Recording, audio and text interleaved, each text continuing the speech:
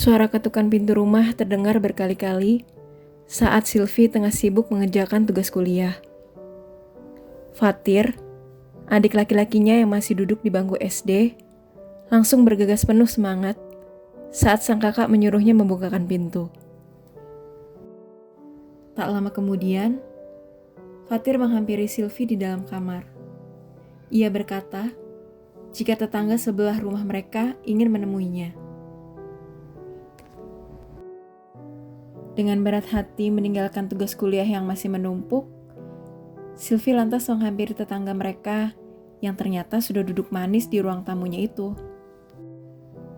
Bu Ratna, ada apa ya Bu? Tanya Sylvie spontan. Senyum lebar langsung dilemparkan Bu Ratna sambil membangku kedua anak kembarnya yang masih berusia 4 tahun, Raja dan Ratu. Lantas, tanpa basa-basi, Bu Ratna meminta tolong pada Sylvie untuk menjaga kedua anak balitanya itu. Mendengar permintaan tersebut, Sylvie pun terkejut. Beberapa saat, ia sempat terdiam. Lalu memandangi kedua balita itu dan 2 tas besar yang ada di samping sofa ruang tamu. Ia berpikir, bagaimana mungkin bisa menjaga kedua balita itu? Menjaga adiknya yang sudah SD saja, ia kewalahan. Belum lagi tugas kuliah yang masih menumpuk. Sialnya lagi, hari ini Mbak Ijah, ART mereka sedang tidak masuk kerja. Jadi, Sylvie ditugaskan oleh ibunya untuk membantu beberapa pekerjaan rumah yang belum sempat tersentuh olehnya. Jika tidak selesai, ibunya pasti akan mengomel sepulang kerja nanti. Dan habislah Sylvie. Bisa-bisa jajan mingguannya dipangkas. Melihat wajah Sylvie yang penuh keraguan itu, Bu Ratna mulai merayu. Wajahnya dibuat sememelas mungkin. Ia beralasan jika ada hal penting yang mesti dikerjakannya di rumah. Namun kedua anak balitanya itu memang harus dititipkan agar pekerjaan rumahnya bisa dengan cepat diselesaikan.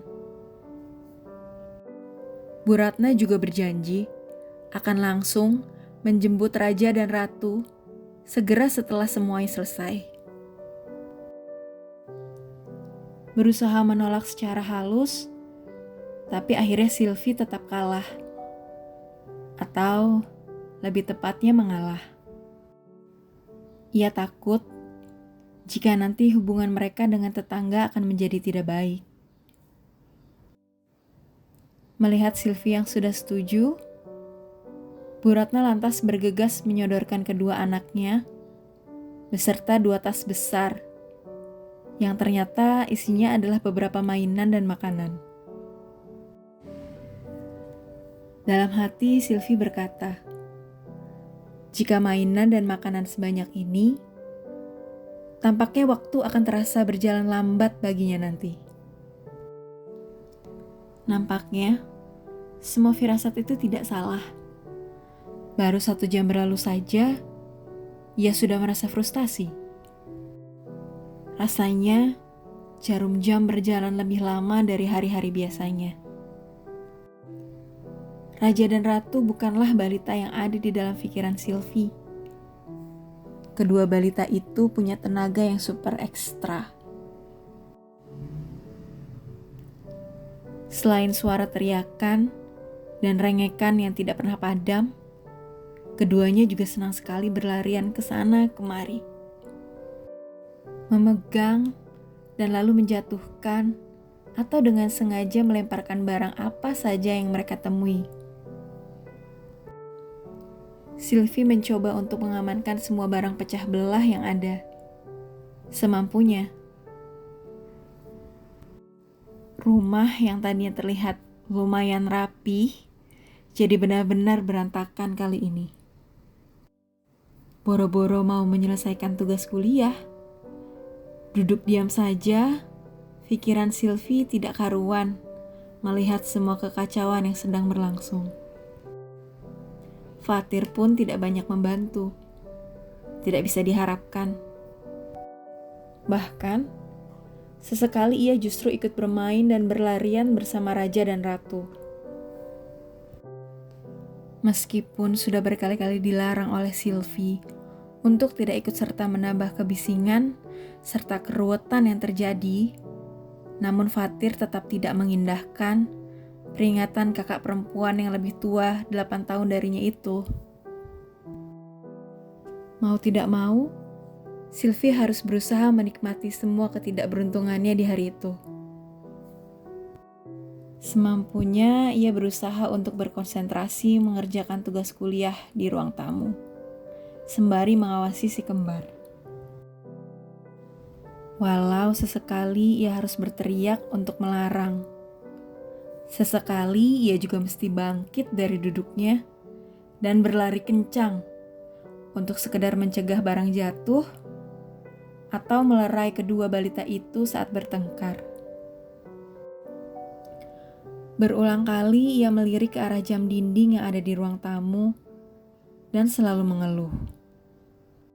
Kapan sih anak-anak ini bisa diam? Kapan sih anak-anak ini tidak berisik? Kapan sih Bu Ratna menjemput anak-anaknya? Semua pertanyaan-pertanyaan itu terus terlintas di dalam pikirannya. Namun 3 jam telah berlalu, Bu Ratna belum juga muncul. Hingga si kecil raja akhirnya menangis tidak mau berhenti.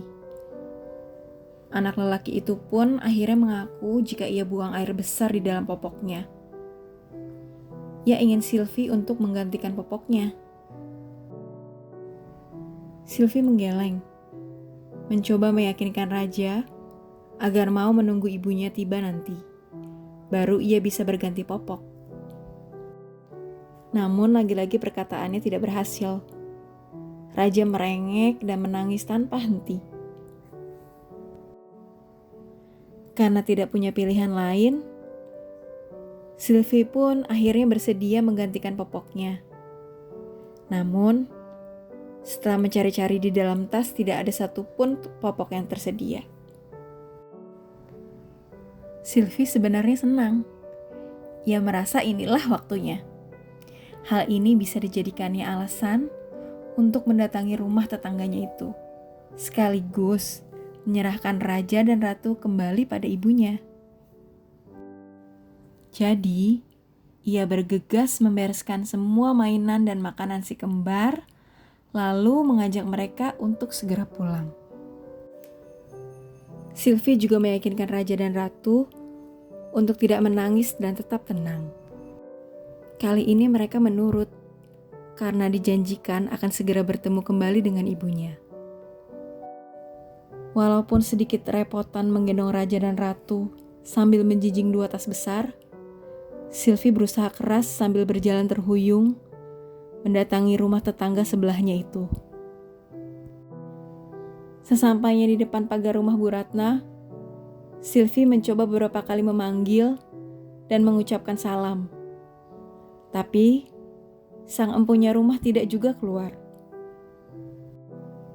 Karena itu, ia memutuskan untuk membuka pagar, lalu masuk ke dalam. Melewati pekarangan rumah Bu Ratna yang cukup luas. Ketika sudah tiba di depan pintu, ia sebenarnya hendak mengetuk. Tapi niatnya itu tiba-tiba saja terhenti.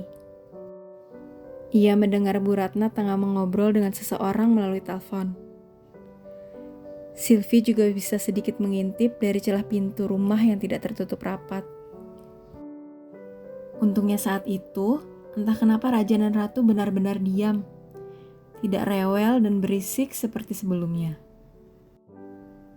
Sehingga Sylvie dengan jelas bisa mendengar semua obrolan Bu Ratna. Kaget, kesal, dan marah saat ia dengan jelas mendengar semua perkataan Bu Ratna tentang keluarganya. Bu Ratna mengatakan jika ia sengaja menitipkan kedua anak balitanya agar bisa dengan leluasa menonton drama Korea kesukaannya tanpa terganggu. Ia juga mengatakan dengan sengaja menitipkan raja dan ratu pada Sylvie, yang dinilainya adalah seorang pengangguran. Bahkan, status single parent dan janda yang disandang sang ibu pun tak lolos dari sasaran nyinyir Bu Ratna. Tanpa pikir panjang lagi, Sylvie lalu membuka dan mengetuk dengan keras pintu rumah itu. Bu Ratna yang tengah berteleponan sambil menonton TV itu pun lantas tersentak kaget.